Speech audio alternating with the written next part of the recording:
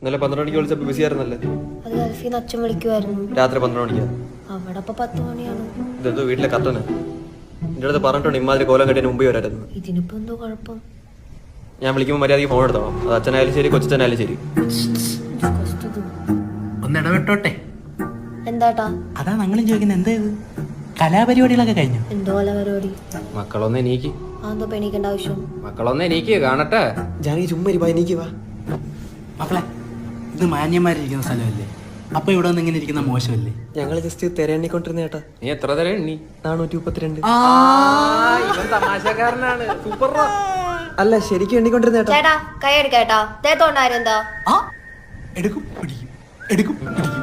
നീ എന്തോ എന്നെ നിനക്കൊക്കെ ഇവിടെ വന്ന് തോന്നിയ ദിവസം കാണിക്കാം. നമ്മൾ ചോദിച്ചാലാണോ കുഴപ്പം? ചേട്ടൻ എന്നെ അറിയോ? ഇല്ല. ചേട്ടൻ എന്നെ അറിയോ? പിന്നെ നിങ്ങക്ക് എന്തിന്റെ കേടാണ് ഞാൻ കാമോനോട്ട് വന്നിരിക്കുന്നതിന്? മോളെ